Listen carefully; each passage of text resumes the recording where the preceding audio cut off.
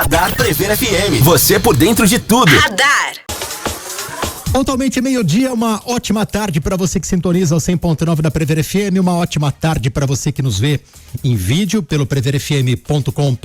Começamos mais uma edição do Radar, sempre uma boa conversa para você que está sintonizado no 100.9. Você pode participar através do nosso WhatsApp, que é o 3440-1009. E hoje temos convidados aqui, a professora Thalita Pimentel, professora, socióloga e psicóloga, também o advogado André Nogueira, advogado e professor. Vamos bater um papo sobre comportamento, sobre eleição, Copa do Mundo, brasileiros. Thalita, tudo bem? Muito obrigado por aceitar o nosso convite. Boa tarde. Boa tarde, Júnior. Eu que agradeço o convite. É sempre um prazer estar aqui com você, com o André, né, para mais um bate-papo aí desses considerados, né, tabus, polêmicos, mas na verdade é sempre bom a gente estar nesse exercício, né, que além de ser uma conversa interessante, é também uma forma de cidadania, né, então eu fico muito feliz e muito honrado com o convite. A gente que fica feliz demais. André Nogueira, boa tarde, tudo bem? Muito obrigado por aceitar o nosso convite. Boa tarde, Júnior, aos ouvintes da Prever. É uma satisfação voltar aqui e conversar com você, meu irmão. É sempre um motivo de grande alegria poder dividir esses bate-papos com você e de novo encontrar a Thalita, né? Professora Thalita, depois de tanto tempo, poder conversar sobre algo que realmente é importante para a gente construir nosso ambiente de cidadania. Num tempo em que as coisas são tão divididas, né? Tão polarizadas, a gente ter a tranquilidade de sentar e conversar, ainda que tenhamos posições distintas, né? Ouvir e ser ouvido é sempre uma oportunidade prazerosa. Então, obrigado pelo convite. Tenho certeza que vai ser um começo de tarde muito aprazível, Júnior. Ô, gente, Copa do Mundo acabou. Agora cada um volta para sua trincheira, né? Esses dias eu vi um meme, né? Todos os brasileiros unidos em torno do Brasil ali, Copa do Mundo, bandeira. Acabou a Copa do Mundo, ó, voltei a ser seu inimigo, hein? Parece que o Brasil entrou numa bolha que não tem saída, né, Thalita? Isso é péssimo, né, Júnior? Porque é o que o André disse aqui, né? Essa é a essência da política, que a gente, mesmo pensando de formas diferentes, que a gente consiga falar e ser ouvido. E a partir disso, a gente produzir novas visões, né? Então, essa é a essência. E é um problema quando a gente se fecha, né, dessa forma, porque a política fala sobre aquilo que é coletivo, né, que é o interesse de todos. Então, por mais que a gente tenha as nossas divergências, né, a vida pública diz respeito a todos nós. Então, isso é uma pena, né? Eu acho muito legal nesse momento aí do espírito coletivo, né, de torcer pelo Brasil. Foi muito legal. Infelizmente, o Brasil saiu antes do tempo que a gente queria, né? Mas que a gente aproveite então esse espírito de união, né, para seguir pensando pelo coletivo, né? Pensando pelo nosso país. André, você sabe que esses dias eu também vi outro meme, né? Aliás, a rede social é uma fábrica interminável de meme. 2 momentos em que o Brasil se uniu. No comecinho do ano, em torno do cão orelha, e depois na Copa do Mundo. Aí o brasileiro, ele esquece da união. Na verdade, né, Júnior, eu acho que me parece, inclusive na própria Copa do Mundo, nós divergimos, né? Quando a gente tratou da convocação, quando a gente tratou de quem escalaria no lugar do Paquetá, se o Casemiro estava bem ou não estava bem, e ali acho que se chama o Neymar ou não, se vai o Neymar ou não vai, se o Neymar joga 2 tempos ou joga 15 minutos, se ele entra para decidir ou se ele já entra no começo e tenta fazer alguma coisa a mais, se ele está em forma, enfim. E nós discutimos isso com alguma naturalidade, assim. Uma cordialidade, né? Ainda que para lá ou para cá algum tipo de manifestação fosse mais contundente, vamos chamar assim, em relação a esse ou aquele jogador, a gente falava, não, você tá viajando, tem que ir o Neymar sim, ou não vai. É lógico que é incomparável o Neymar com o futuro político do nosso país, né? Não estou fazendo esse paralelo. Mas o que eu estou querendo dizer é que há possibilidade de discutirmos e termos entendimentos diversos sobre esse ou aquele assunto e nós conseguimos, num ambiente de tolerância, de respeito, de capacidade de alteridade, sentar e ouvir com outro ouvido que não o nosso, Ainda que para discordar, né, a gente conseguiu fazer isso. Eu, particularmente, sempre fui contrário à convocação do Neymar. Mas a hora que ele foi convocado, eu passei. Tudo bem. A hora que ele foi convocado, eu falei, agora que ele foi convocado, eu quero ver ele jogando, porque eu acho que ele tem capacidade de resolver que os nossos atacantes talvez não oferecessem pra gente. Talvez não um jogo inteiro, mas ali no segundo tempo, pra mim, ele tinha que começar já entrar no time pra começar pegar ritmo de jogo e quem sabe decidir a favor da gente. Muita gente, eu tenho um aluno que é santista fanático, Júnior, e ele falava, não, Neymar tem que ir pra seleção, e a gente tinha discussões infindáveis sobre a presença ou não do Neymar. E isso é maravilhoso, porque no final das contas eu tinha minha ideia, ele tinha a ideia dele, tá tudo bem, tava todo mundo pensando no Brasil campeão, né, no Brasil X. Se a gente for trazer isso pra realidade política, de novo, não se compara uma coisa com a outra, mas é importante a gente ter serenidade de debater alguns assuntos sem amor, sem apego, sem passionalidades, né? As passionalidades são terríveis para todos os pontos, sem pegar político para ser de estimação e discutir o que esse cara pensa, se é bom, se é ruim, se eu concordo, se eu discordo, né? A gente tem tanta pauta importante sendo tratado pelo nosso legislativo, pelo nosso executivo, a gente tem um judiciário que está na berlinda, que também precisa ser tratado, né? Não precisa ser mito, mas tratar com seriedade, com responsabilidade, com perspectiva de que outra pessoa pode pensar diferente de você, e isso não te torna melhor ou pior que ele, ou não torna ele seu inimigo, né? Ele só torna alguém diferente do seu pensamento, talvez pela história de vida dele, talvez pelas convicções que ele possua, e no final das contas isso aqui vai passar, né? Novembro vai chegar, fim de novembro vai chegar, dezembro vai chegar, e 2027 está aí, e a gente vai continuar sendo um povo só, né? E independente de quem for eleito, espero eu, né, que essa transição ocorra com a manutenção não do mesmo governante, mas que essa transição de um período de 4 anos ocorra para outro período de 4 anos e a gente consiga construir um país melhor do que aquele que a gente tem hoje, né? Tem sérios problemas. Thalita vai falar um pouco mais próximo do microfone. Sim. Thalita, como socióloga, como psicóloga, em que momento você observa que a sociedade deixou de discutir com civilidade tudo isso? Olha, Júnior, eu acho que são muitas coisas acontecendo, sabe? Mas eu percebo que não vou aqui, né, falar que o problema do mundo é a internet, a rede social, mas eu sinto que o debate nas redes, ele trouxe mais essa animosidade, né? Eu sinto, primeiro, porque muitas pessoas estão ali se identificando numa série de grupos, né? Grupos que muitas vezes existem de uma maneira sigilosa, sem que as pessoas precisem se identificar, né? E que elas se sentem fortes nesses grupos. Então, muitas vezes as pessoas, elas estão caladas na casa delas, né? Elas estão caladas umas, né, numa conversa com outras pessoas, mas nas redes sociais, no WhatsApp, elas estão recebendo uma série de conteúdos, né? Então, acho que os grupos identitários também são parte desse momento histórico que a gente vive. Tem muita coisa interessante, muita politização acontecendo nas redes, o que eu acho que é positivo. Não vou dizer que é o mal do século. Acho que a tecnologia trouxe muitas coisas positivas, melhorou a comunicação, aproximou muitas pessoas, mas ela também esconde muitas pessoas, né? E aí, o que os estudos hoje apontam, né, na área da tecnologia, na sociologia e na filosofia, é dizendo também que não existe mais muita diferença no online e offline, né? Então, a pessoa ela não vai expressar publicamente num grupo de pessoas ali ao vivo, na interação face a face, mas é aquilo que ela realmente pensa, né? Então, não é uma pessoa uma vilã, ela não se torna uma vilã. Aquilo é quem ela é, né? E ela tem um espaço hoje para manifestar isso, né? Então, existem hoje, além dessa outra forma de socialização, de politização, existe também aí,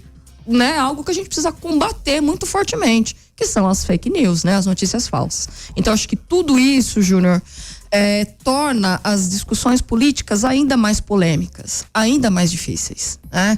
E aí, essa coisa da gente saber o que realmente as pessoas pensam, se elas não estão sendo induzidas por opiniões, se elas não estão sendo levadas por discursos de ódio, né? Então, acho que a gente precisa, eu com um olhar um pouco mais técnico, né, muitas vezes detecto isso, né? Então a gente vai lá, primeiro, você pensa isso mesmo, né? Onde você viu isso? Vamos conversar com mais calma sobre isso? Se a gente tirar, né? Se a gente limpar toda essa discussão, né? E olhar para o político, olhar para as ideias, olhar para o país, o debate se refina muito mais e fica muito melhor, né? Você acha que isso já existia antes da rede social ou a rede social só expôs tudo isso? Júnior, eu acho que a rede social potencializa. A gente não tinha esse rancor, esse sentimentalismo ao extremo antes. Eu acho que as pessoas não tinham tanto espaço para encontrar, né, pessoas com essas ideias e disseminar não só dentro do Brasil, fora do Brasil, né? Esses grupos têm projeções internacionais, né? Então, assim, eu penso que as redes sociais potencializaram isso, Júnior, que já é do ser humano, né? Acho que isso é nosso. Tá? André, desde a sua época de aluno, que é quase a mesma que a minha. Estava um pouquinho, a mesma. Nós somos de uma época em que a discordância política era entre Lula e FHC, por exemplo, vamos dar nome aos bois, né? Sim. Mas a gente percebia um diálogo maior, né? Como a discussão do futebol. Sim, a hora que você perguntou para a professora Thalita sobre o momento, eu fiquei pensando, né? E parece que ela expôs com razão a potencialidade que as redes sociais deram a essa divergência, mas tentei, no primeiro momento que me veio foi tentar achar um momento histórico que isso possa ter acontecido, né? E as divergências políticas, elas existem, sempre existiram, sempre vão continuar existindo, isso aí é inafastável, né? Você falou do FHC e do Lula, né? Ali no final dos anos 90, eleição de 98, depois a crise econômica de 2002, que acabou sendo uma grande potencializadora da primeira eleição do Lula, né? Do Lula 1, que por mérito depois fez um bom governo e acabou tendo o Lula 2, né? E depois do Lula 2, e aí eu quero chegar onde eu comecei minha fala, né? Talvez eu acho que foi um momento de grande racha política do país. Depois do Lula 2, houve um certo hiato de liderança política no país. O Lula tentou emplacar algumas pessoas, conseguiu emplacar a presidente Dilma, porque o Lula tinha uma representatividade muito forte, tinha tido 2 bons governos, né? 8 anos de realmente uma reestruturação do país, e a hora que ele tentou emplacar a presidente Dilma, as coisas me parecem que ali começaram a perder um pouco o caminho. Depois a gente teve o impeachment da Dilma, já muito carregado pelo mensalão de 2004, da época do governo Lula, que os nossos ouvintes tenham consciência, né? Foi no governo Lula, mas com participação de políticos que hoje estão no outro espectro político, né? Então a gente fala de governo Lula, mas a gente não pode esquecer do Roberto Jefferson, do Valdemar Costa Neto. Então, são todas pessoas que estavam também envolvidas na ação penal 470, né? A ação penal do mensalão. Não estou falando de governo A e B, mas é importante que se diga que não tem santos, né? Nesse cenário do mensalão, a gente vê de alho a bugalho. E aí, quando ele tentou emplacar a presidente Dilma, no primeiro mandato, ok, e no segundo ela começa a perder força política. Aí que tem o racha. Aí me parece que com um racha provocado pelo Eduardo Cunha, né, uma construção política à época, por mais que o presidente tivesse tido as questões de responsabilidade fiscal que levaram ao fundamento jurídico, vamos chamar assim, para quem entende que é fundamento jurídico, tem gente que entende que é golpe, eu acho que a gente já conversou disso no passado, inclusive. Sobre o impeachment da presidente Dilma, mas ali me parece que os ânimos afloraram um pouco mais, que coincide mais ou menos, a gente tá falando de 2013, 2014, coincide mais ou menos com o estouro das redes sociais. Se a gente pegar os nossos Facebooks, são mais ou menos dessa época. Que era a rede da época. Que era a rede da época, né? Era ali 2010, lá, né? Talvez. As coisas. Isso não é por acaso, as coisas acontecem de forma sistemática mesmo, né? Sim. Não dá pra gente separar historicamente uma coisa da outra, as coisas foram acontecendo mais ou menos na mesma época, e eu acho que uma coisa acabou provocando a outra, sem contar que esse é um fenômeno, como a professora Thalita também reconheceu, é um fenômeno que não é exclusivo nosso, né? É um problema mundial, essa polarização, essa divergência, de novo, também já falei isso para você, né? Esse tema direita e esquerda, acho que essas palavrinhas também já conversamos com o professor. Elas não cabem muito bem hoje, mas vamos usar esse nome só pra gente se fazer entender, né? Esse problema de direita e esquerda é um problema mundial. Não é um problema exclusivo nosso. Talvez alguns países lidem melhor com o debate, outros lidam pessimamente com esse debate, assim como a gente, né? Mas é um problema de divergência global, né? Global, assim. E acho que é cíclico.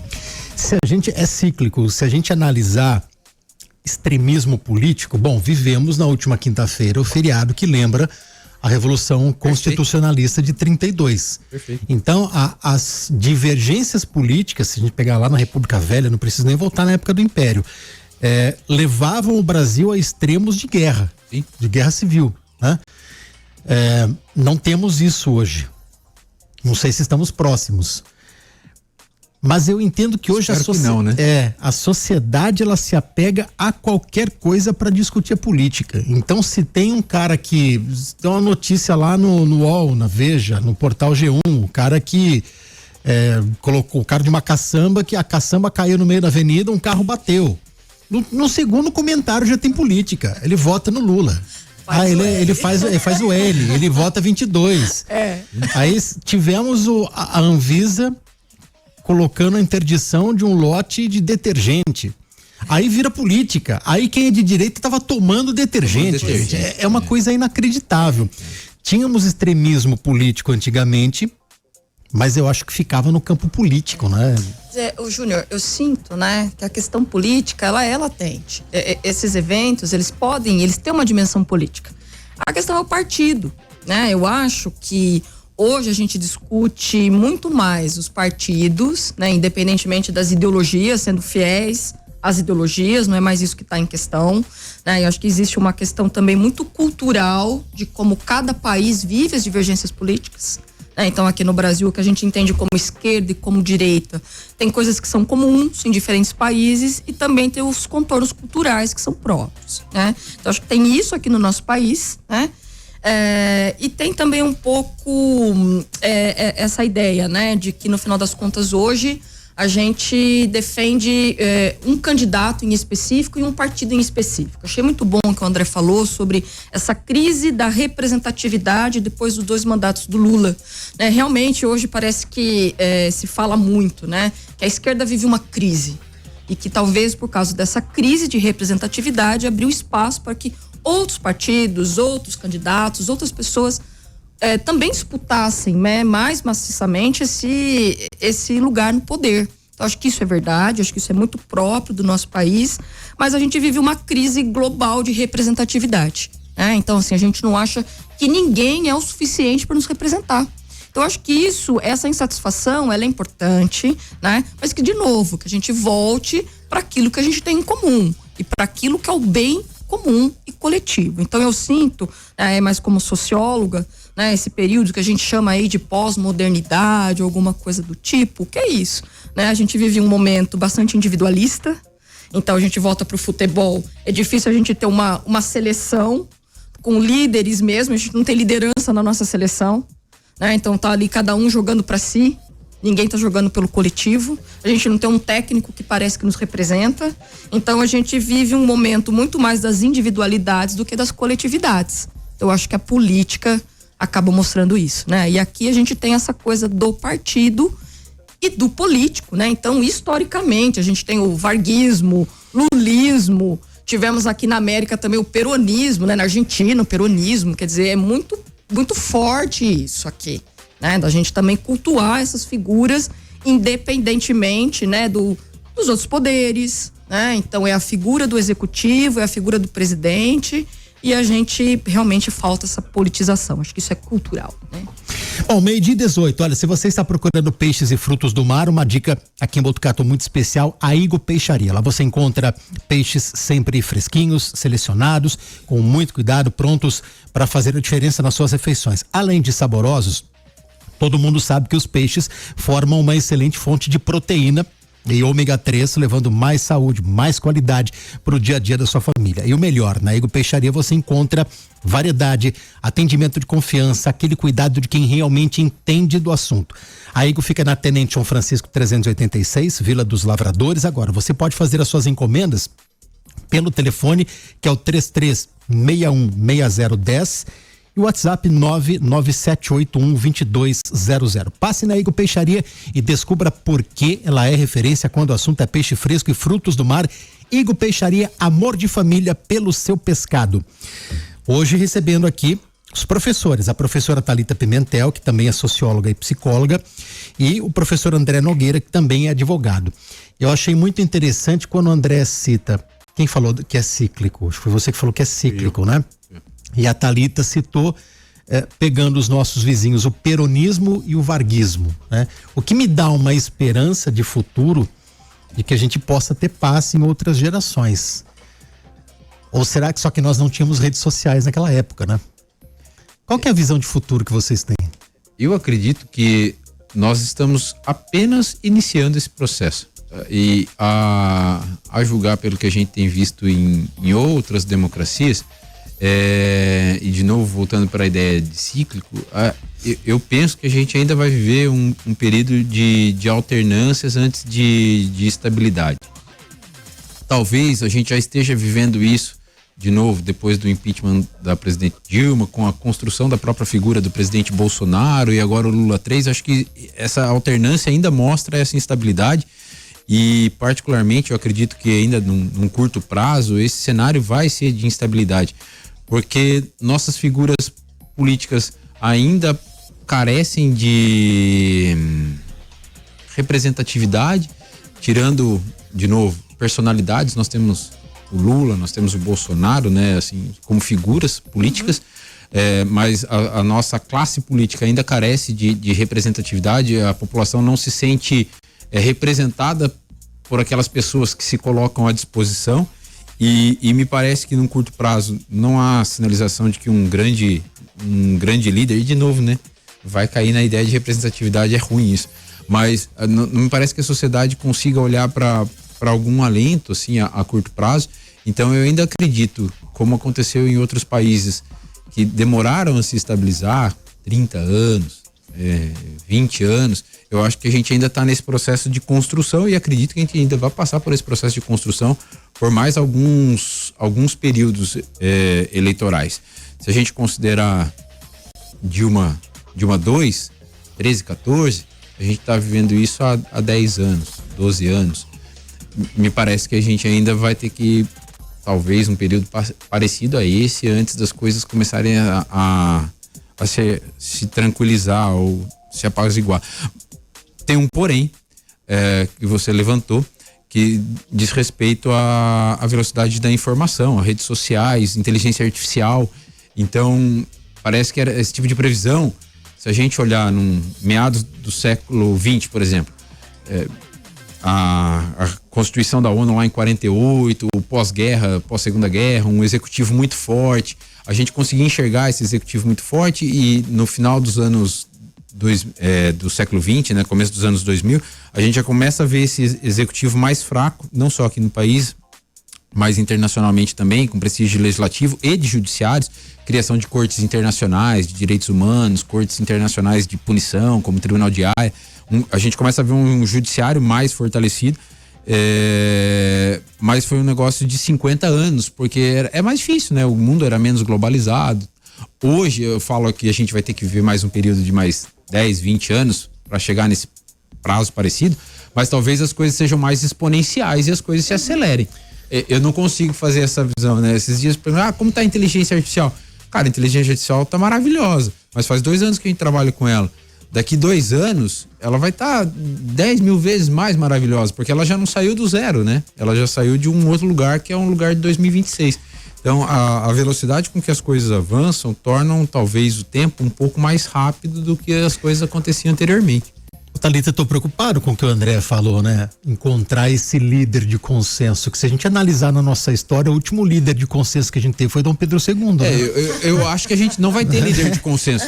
Eu acho que a gente vai ter maturidade para a discussão, mas líder de consenso eu acredito que não vai ter, não. Vão lembrar, Dom Pedro II era amado pela população, mesmo com 50 anos de governo, entre aspas, e nós tivemos com ele o primeiro golpe, né? A população não decidiu pela saída dele. Depois disso, a gente não consegue ter consenso. A gente tem algumas pessoas que eram toleradas, né? O Vargas, ele perde esse termo tolerável quando instaura uma ditadura. Juscelino Kubitschek foi tolerado, mas depois disso a gente nunca mais teve um líder de consenso. Mesmo durante o regime militar, a gente tinha a discordância do que hoje chamam de esquerda, né? Sim, talvez o período pós-militar ali foi um período de consenso. Me parece que foi uma construção, inclusive com os próprios militares sentados à mesa, né? Sim. Para a reconstrução do sistema político, organizacional do país. Ali, talvez, me parece que tenha sido um momento de consenso.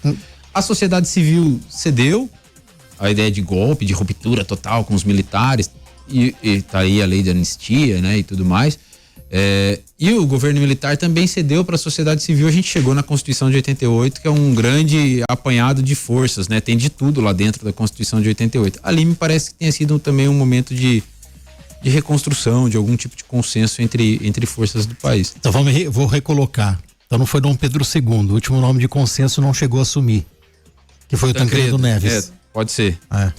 Talvez ele trabalhou muito para essa reconstrução. A Constituinte, pelas diretas já, que perdeu, né? E acho que esse movimento todo, né, de insustentabilidade do governo militar e transição para o governo civil, que não conseguiu tirar o governo militar por votação, né? Me parece que ali foi um momento de consenso também, mas também num cenário bem diferente do que a gente tem hoje, né? Thalita, se a gente observar alguns regimes que estão sedimentados, né? Como uma monarquia parlamentarista, a mais famosa do mundo, que a gente tem na Inglaterra, você acha que a nossa democracia é muito jovem ainda? A gente está engatinhando? Olha, Júnior, eu queria, né, discutir um pouquinho com vocês essa questão do consenso, né? E aproveito para responder, porque eu acho que era bem nessa linha que eu iria, né? Eu penso que quando a gente vai lá para o conceito da democracia, a democracia está falando de conflitos, né? Porque ela existe com os conflitos. E a função daí seria a função do Estado, né? Então, ser esse árbitro desses conflitos apenas, né? Então, acho que seria muito importante, acho que os conflitos, eles precisam existir, né? E quando a gente fala de um consenso, eu entendi o que vocês disseram, mas estou trazendo aqui uma outra perspectiva, né? Eu acho que quando a gente tem consenso, realmente a ditadura é um consenso, porque ninguém discute, né? As coisas são colocadas de cima para baixo, né? Então eu penso que não é que a gente vai chegar num consenso, acho que a gente não precisa chegar num consenso, a gente precisa ter uma pessoa que realmente represente os setores, né? Diversos setores da sociedade, acho que isso é muito importante, e isso tem tudo a ver com essa democracia que está se construindo, né? Então a democracia é jovem e eu olho com muita esperança para isso, né? Então assim, às vezes a gente fica bastante pessimista aqui, porque realmente, né, poxa vida, não tem solução, quem vai salvar o Brasil? Né? Somos nós mesmos, né? Então eu acho que isso é importante, a gente então lembrar do fortalecimento das instituições políticas, né, das instituições democráticas, que são, né, que é o serviço público de saúde, que é a educação pública, que são os debates públicos. Eu acho que isso é uma forma, né, da gente cada vez mais, enquanto povo, né, mostrar o que a gente quer, chegar mais perto, né, do diálogo, da deliberação com o poder público, né? Então eu acho que isso, quando a gente olha para a democracia, eu acho que é um convite, né? A democracia jovem é um convite para todos nós aí arregaçarmos as mangas, né? E construirmos isso junto, como sociedade, né? Como sociedade civil mesmo, né? Um corpo político autônomo. A gente precisa colocar isso em prática, a gente precisa se empoderar disso, né? E me parece também, Júnior, aproveitando o gancho da professora Thalita, que a parte do surgimento dessa figura, que pode não representar um consenso, que também se fortaleçam pessoas, grupos aptos a fazerem oposição. Né? Esse processo democrático que a professora Thalita levantou, exige uma oposição séria, né? Não uma oposição lacradora, né? Não uma oposição midiática, mas uma oposição que tenha condição de sentar à mesa e deliberar em busca desse consenso. Sessões recíprocas para lá e para cá, vamos construir, né? E ainda que a gente divirja, ao final nós tenhamos um processo que foi construído com tese e antítese e a gente tire daqui uma síntese. Então, me parece importante isso. Não tem nenhum problema. A gente está, por exemplo, discutindo redução da maioridade penal. Tem gente que fala que tem que ser 14, tem gente que fala que tem que ser com 8. Vamos sentar aqui, vamos discutir o que a gente quer pra gente. 16, 14, 8, 18, 21. Chegamos a um ponto, vamos lá, né? Então, assim, mas sem edições de vídeo para rede social, sem frasezinhas de efeito para você colocar na sua campanha política, sem frases postas para agradar esse ou aquele grupo de financiadores da sua campanha. Então, tudo isso, né? Essa possibilidade de se sentar à mesa de maneira séria e responsável, ainda que para opor um voto vencido, né? Ainda que para apresentar uma posição contrária, isso aí também gera no seu adversário político a necessidade de refletir, de pensar, de achar argumentos que sejam postos, né, de maneira transparente para algum tipo de accountability, de aferição da sociedade, né? Então eu sou a favor de 18 anos, não, eu sou a favor de 16, você é a favor, por quê? E aí a gente mede, né? A gente escolhe enquanto povo qual caminho a gente quer seguir, né? Aquele cara lá uma vez falou isso, puta, esse cara eu não concordo com o que ele pensa, de mim ele não vai tirar mais nada, entendeu? Mas hoje não, hoje a gente quer muito mais frases de efeito, quer aparecer com peruca na tribuna, essas coisas mais... Virou um circo, né? Mais pirotécnicas, né? Umas coisas mais enfeitadas, mais lacradoras e aí o processo se degrada, né? Porque o pau que bateu no Chico vai bater no Francisco, o cara que falou um dia vai ser objeto de alguém que tá falando, daí chamam um de chupetinha, essas viram uma grande troca de ofensas que no final das contas não contribui para ninguém, né? A política sempre é o meio, né? Acho que é consenso disso. O problema é quem opera a política, que é o chamado político, né? As associações, as agremiações, as instituições, enquanto organizações sociais, geralmente são maravilhosas, né? Geralmente, você pegar, tirando aquelas que se desviam, né? Elas são pensadas para funcionarem. O problema é o maldito ser humano, né? É a mão do homem que está lá para operar. A ferramenta não faz nada, né? A ferramenta não faz nada. Eu posso ter um formão na mão, ele não vai talhar a madeira, né? E eu posso pegar e talhar e fazer uma obra de arte, mas eu posso pegar, talhar e simplesmente cortar no meio aquela madeira e acabar com ela, não serve para mais nada. Então, quem faz a ferramenta é a mão do seu operador. E as instituições são feitas para funcionar, mas se o operador não tiver predisposição, e aí vem aquela ideia de que a democracia se constrói todo dia, né? Ela precisa ser alimentada, a democracia precisa ser alimentada, a gente precisa cuidar dela. Se a gente não tiver o cuidado de bem trabalhar a ferramenta, a gente perde a ferramenta, né? O atual deputado João Cury esteve aqui nesse programa e ele citou uma história que ela tem que usar o termo correto hoje em dia, né? Mas na primeira semana dele presencialmente na Câmara dos Deputados, eu não sei, nem ele lembrava qual era o assunto. Aí subiram, cada um de um lado, um dos líderes do PT e um dos líderes do PL. E começaram a se agredir, verbalmente, começaram a se agredir. E o bicho pegando, no termo popular. E o João Cury contando isso, falou assim, de repente cada um desce pela escada e vão se encontrar. Pensou João Cury, falou, esses caras vão se pegar ali agora. Vai sair briga, vai ter pau ali. Se abraçaram e foram pro café dar risada, tomar lá, beleza, tranquilo, numa boa. Ô, Thalita, você entende que esse cenário, esse circo todo que a gente colocou, ele não favorece daí que a discussão ela sai do plenário, vem para a sociedade. E essa divisão da sociedade vai torná-los eternos lá, né? Sim. Eu penso que é isso, né? O André falou sobre está tudo muito passional, né? Então eu sinto que as lideranças políticas, né, elas percebem isso. E hoje as pessoas, elas não fazem escolhas racionais, né, na política principalmente, né? São bastante levadas aí por questões passionais, emotivas, enfim, eu acho que não tem muito como a gente separar aqui, né? Mas seria muito importante que a gente tivesse escolhas mais racionais, né? E que a gente prestasse atenção nisso, né? Pensando muito que, infelizmente, os políticos, eles parecem estar sempre defendendo interesses próprios e nunca o da sociedade, né? E assim, é lamentável isso, né? Porque se a gente for olhar mesmo a história do país, né? Hoje a gente tem um presidente e um vice que já foram opositores, né? E um eleitor de um não era eleitor do outro. E hoje a gente tem um presidente e um vice que já foram pessoas que se enfrentaram. Um era tido de direita lá na eleição de 2006, exato, né? E hoje é chamado de esquerdista. É uma coisa muito louca isso, né? Exato. O cenário é mutante, né? Exato. Então, assim, eu penso que isso é péssimo, né? E tem um filósofo, né, que ele fala, o Guy Debord, que ele fala sobre a sociedade do espetáculo.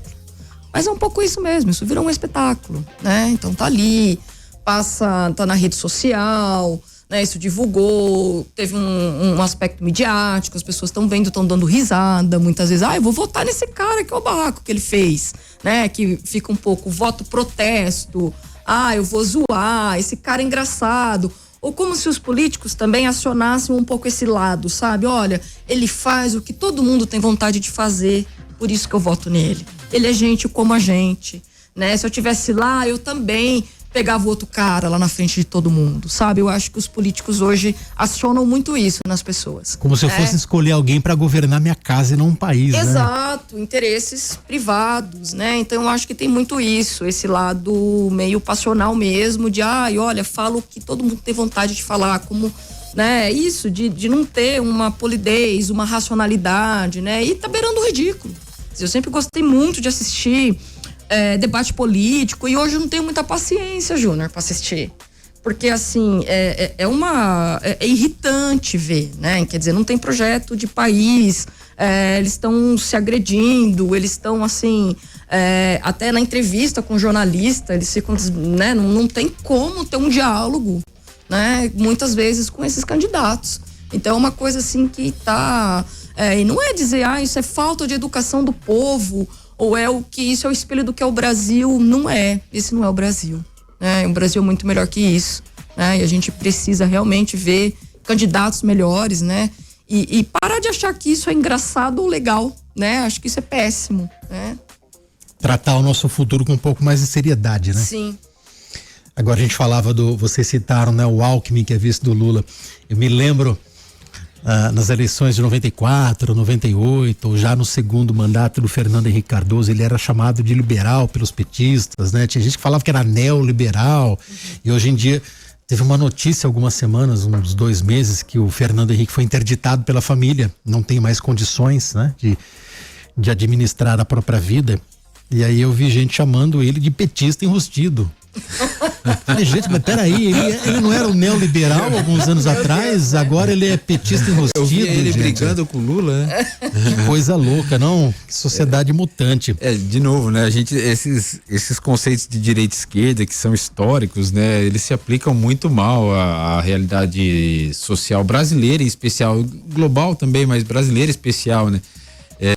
Se a gente considerar o caso do Mensalão que eu comentei agora há pouco, eu acho que ele é uma prova disso, né? Assim, a gente tinha lá gente de tudo quanto é partido, saiu pouca gentileza daquele episódio lá, e hoje eles estão em lados absolutamente opostos, se degladiando como se nunca estivessem do mesmo lado, como se eles nunca estivessem próximos, né? E acho que essa percepção do deputado João Cury, né? O João é sempre uma pessoa muito inteligente, uma pessoa super fácil de conversa também, né? Ele é super apto a conversar e ter a percepção disso, acho que é o que a gente precisa entender aqui fora, né? Na verdade, essa divisão que querem implantar entre a gente, ela é uma divisão construída, propositalmente construída, para se conseguir objetivos políticos, eleitorais, de poder, enfim, N objetivos que não são os objetivos sociais em geral, né? A ideia de bem comum primário e secundário e tal. Nos beneficia, né? Então, não é. E essa divisão a gente não precisa ter, né? A gente pode pensar diferente, mas a gente não precisa ter essa divisão, né? Eles não têm. Na hora...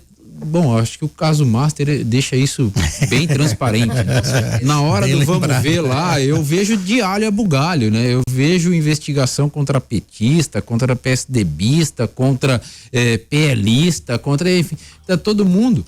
Lá tá todo mundo no mesmo barco. Contra ministro do Supremo, né? A rejeição do nome do Jorge Messias à cadeira do Supremo foi uma construção de ministros do próprio Supremo com senadores que aparentemente, que publicamente não se dão, né? Se xingam, se matam, mas na hora que tentou se colocar lá dentro um terceiro integrante do governo Lula, indicado do governo Lula, né? Integrante, muito embora as indicações sejam quase de integrantes ultimamente, e esse também foi um problema, mas qualquer hora a gente combina de bater um papo sobre o Supremo. Mas a colocação de um terceiro homem muito próximo ao governante, né? Aquele que indicou, e a rejeição do Senado não foi uma rejeição puramente do Senado, foi uma rejeição também do Supremo, que tinha restrições ao nome do Jorge Messias. E aí Senado e Supremo sentaram na mesa para rejeitá-lo, né? Mas aí eu posso sentar com o Alexandre de Moraes, que ele não é meu inimigo, mas a hora que termina a reunião eu vou lá e pau no Xandão, né? Então, e a gente, enquanto povo, Júnior, a gente tem que ter o desprendimento de olhar para isso e falar assim, eu não preciso brigar com a Thalita por causa disso. Eu posso pensar diferente dela, mas eu não posso brigar com ela por causa disso. Eu posso pensar diferente de você, mas eu não preciso te odiar por isso. Tá tudo bem, né? No final das contas, eles têm os interesses próprios deles, a gente precisa enxergar isso e eles toquem os seus interesses próprios, mas a gente tem que ficar longe dessa bagunça, né? Porque senão vai acontecer o que está acontecendo. A gente tem um nível de intolerância grandíssimo, a pessoa faz uma festa de aniversário com a bandeira do PT, muito embora eu não faça o meu, isso não significa que eu tenho que ir lá matar ele porque ele tá fazendo. E teve isso? Teve. Foi lá em Foz do Iguaçu, né, no Paraná. Eu tô contando o que realmente aconteceu. É um absurdo, e poderia ser a festa do Bolsonaro e o petista ir lá matar também seria igualmente absurdo. Na família também, né? Briga de família tem pra todo lado, né? Eu conheço irmão que não conversa com o irmão, gente, exatamente. Há 8 anos. Amigos que se distanciaram. Então, assim, eu não preciso ser e aí acho que a rede social potencializou isso, né? O meu direito de ser idiota, que eu tenho o direito de ser idiota, é meu direito. Eu não preciso tornar esse direito de ser idiota algo prejudicial para minha convivência, para a convivência das pessoas que estão comigo. Isso é nosso, é ser humano, isso aí sempre existiu, sempre vai existir. A gente tem as bestices nossas, as idiotices nossas. Todos nós temos as nossas, cada um com as suas. Mas isso não significa que eu tenho que brigar com você por causa disso. E também não preciso dar minha opinião sobre tudo o tempo inteiro também, que é outra coisa da rede social. Virou outra né? É impressionante que as pessoas querem opinar de tudo, né? As pessoas não perdem a oportunidade de ficarem quietas ali. A rede social abriu essa porteira, né? De novo, de exercício do direito de ser idiota, e você tem direito de se manifestar, de expressar, não é isso que eu quero restringir. Claro, não, de forma alguma. Mas esteja apto a conversar, não a exercer o seu direito de ser idiota. Exato. Né? Então, assim, não é porque a pessoa matou outra, ele era CAC e matou porque era CAC. Lá, daí pau no CAC. Daí vai lá o outro, brigou por causa de uma questão relacionada à festa de aniversário. Lá, morreu por causa que era petista. Então a gente fica nessa da caçamba que bateu e faz o L para a vida inteira. É um negócio que é prejudicial para a nossa convivência, enquanto aqueles que estão lá em cima, de novo, não necessariamente estão olhando para isso, estão olhando para a lacração que isso aí dá, para os votos que isso aí reverte, para a possibilidade de emendas que eu vou mandar para lá e para cá, para os meus líderes da minha bancada, enfim. Eu tô trabalhando para o holofote e a gente aqui embaixo está se matando. E assim também, André e Júnior, eu acho também muitas vezes essas opiniões e posicionamentos pouco espontâneos, né? Porque já vem uma opinião que a pessoa, olha, lá no TikTok o pessoal tá falando disso, né? Lá no X, antigo Twitter, a galera tá falando desse jeito, né? Essa foi o tópico da semana. Então acho que também essas opiniões, elas são um pouco espontâneas. O tipo, você viu uma série? Eu não vi, mas eu vi que estão assim, fazendo hate aí, que a série não é legal. Eu falei, não, mas você nem viu, calma. Né? Então eu acho que tem muito isso também, em diversos aspectos, né? E essas opiniões, assim, aí também entra a cultura do cancelamento, né? Eu acho que tem muitas coisas assim também, né? Das pessoas opinarem meio como uma tendência pouco espontânea, né? Bom, 12h43, rápido break, daqui a pouco a gente volta com essa discussão aqui no radar da Prever FM. 12h48, estou aqui com os professores, com a professora Thalita Pimentel, com o professor André Nogueira. Como é que é na sala de aula, Thalita, para você? Como é que tem sido discutir isso? Se é que se dá para discutir. Olha, Júnior, assim, são anos já na sala de aula, né? Então, eu costumo dizer que eu tô vacinada, né? Mas ainda assim, como eu disse, aí com as redes sociais, as notícias falsas, ficou um pouco mais difícil, né? Nunca vou falar de partido político na sala de aula, né? Mas vou estar sempre falando sobre, né, a realidade do país, questões econômicas, questões sociais, questões políticas. Muitas vezes há o entendimento, né? Eu acho que é muito legal estar com os jovens, eles querem discutir, eles querem saber de política, né? Mas também há muitos maus entendidos, né? Porque, claro, não existe neutralidade, ninguém é neutro, mas não ser neutro é diferente de ser um doutrinador, né? Eu não quero isso pra mim, tenho formação em filosofia, o meu prazer e meu orgulho, meu ofício é ver meus alunos sendo livres pensadores, né? Então, é uma coisa que eu prezo muito em todos os segmentos que eu trabalho, é isso que eu quero, que ele tenha autonomia de pensamento. Mas muitos temas, né? Eles são temas espinhosos, eu me sinto habilitada para discuti-los, né? Porque tenho a formação para isso. Mas muitas vezes, né, a gente precisa justificar muito algumas aulas. Então, dependendo do tema que eu estou dando, estou dando esse tema, mas esse tema não é a minha visão política, isso não é ideológico, né? Então, para dar, por exemplo, uma aula sobre Karl Marx. Então, primeiro eu preciso explicar que eu não sou uma comunista, né, mas que é um pensador clássico. Eu preciso posicionar, né, dizer uma série de coisas para que depois eu siga com a aula. Então, isso é uma coisa que eu tenho cada vez mais cuidado, muitas vezes evito, mas eu sinto que o debate político é isso, né? E lembrando que a gente vive numa democracia. Então, eu acho que não tem como as pessoas não se posicionarem, porque se você fala de uma coisa, é o teu posicionamento. Se você não fala, também é seu posicionamento. Não existe neutralidade, mas é muito diferente de doutrinação, né? E nos bancos da faculdade de Direito, André, como é que é? Bom, Júnior, na faculdade de Direito há algumas complexidades, né? Não que no ensino fundamental, no médio não haja, né? Mas a gente já recebe esse aluno no ensino superior com algum tipo de convicção previamente construída, né? E esse processo eu não diria desconstrução, mas esse processo de moldar esse conhecimento que o aluno tem numa época em que as informações são de pílula, né? As informações são muito rápidas, são super acessíveis, e o que é maravilhoso, né? Mas elas são informações superficiais, de pílula, rasas, sem grandes reflexões. A gente construir um pensamento em torno de uma pessoa, de um aluno, que nem sempre está disposto a buscar essa informação, é um desafio muito grande. A professora Thalita comentou de Marx, né? E a gente poderia falar outros tantos pensadores, mas a gente recebe essa pessoa e vamos estudar filosofia política, econômica, para entender o cenário que isso aqui foi construído, o que a gente consegue extrair pra gente, o que a gente não consegue. Hoje é muito difícil, as inteligências artificiais vão fazer isso por eles, né? O Google vai fazer isso por eles, a IA do Google vai fazer isso por ele e vai sair lá em 5 linhas, e isso aí está construído, né? Ninguém vai pegar a obra do Marx para ler. Então, ou poucas vezes a pessoa vai pegar aquela ideia de pegar a Barça, e não quero ninguém correndo atrás de Barça, não é isso, né? Não é saudosismo. Até porque tá caro no Mercado Livre, viu?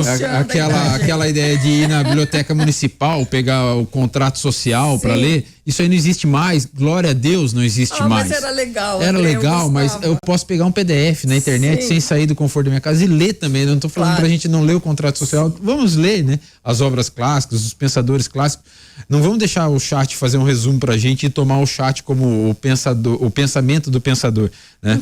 Então esse é um desafio. Fora isso, o segundo desafio, e esse talvez seja reflexo da realidade social nossa, né? Não tecnológica, nada disso, mas reflexo da nossa realidade social, das nossas forças políticas, é que os nossos governantes, e principalmente na área do direito, os nossos tribunais, principalmente as cortes superiores, STF, STJ, TST, TST talvez um pouco menos, mas STJ e STF, eles tomam um caminho, também nessa época pós-Dilma ali e tal, principalmente aí 10 a 15 anos atrás, eles têm tomado um caminho de engrandecimento que gera uma dificuldade muito grande dentro da academia, né?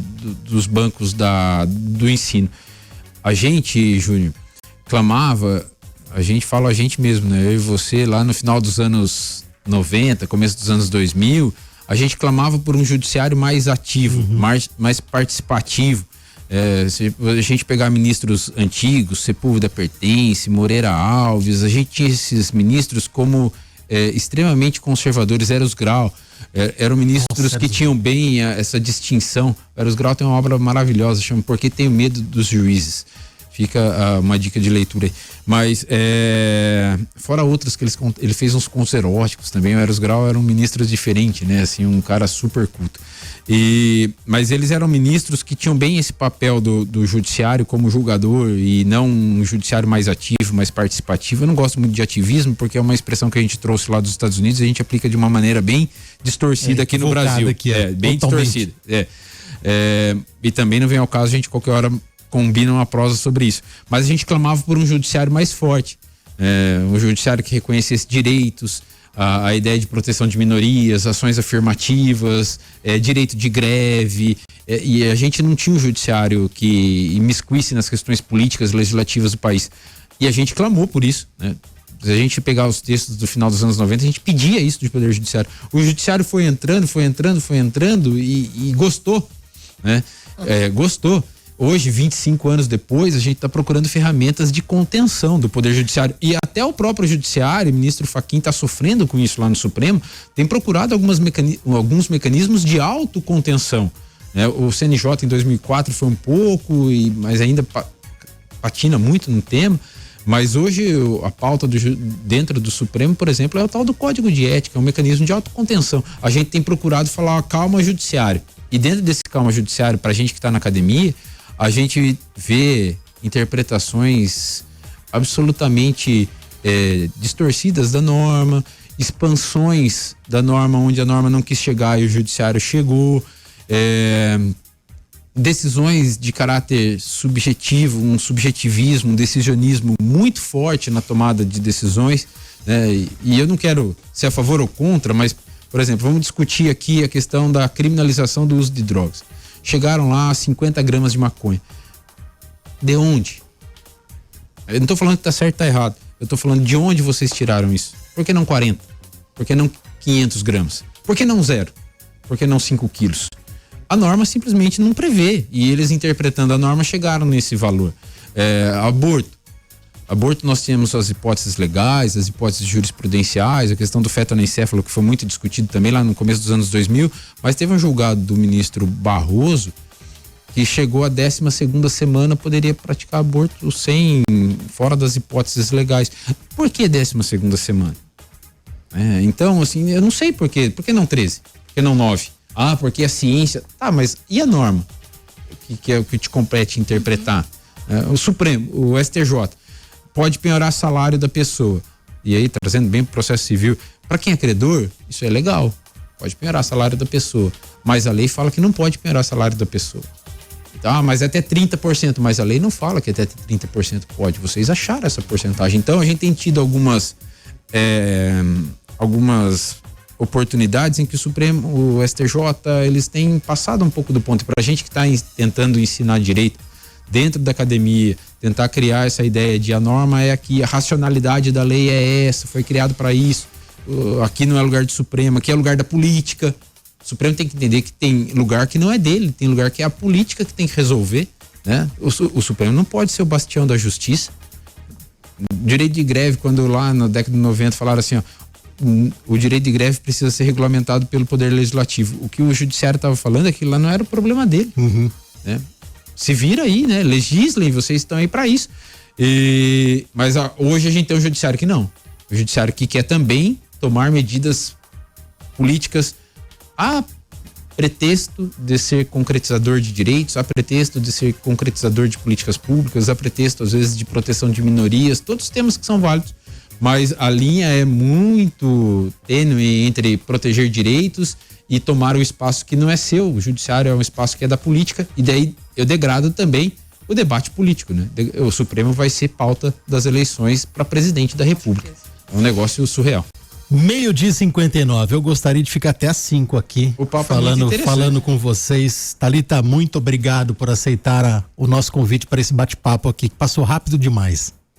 Sim, passou super rápido, muito agradável. Agradeço o Júnior, agradeço o André, agradeço os ouvintes aí.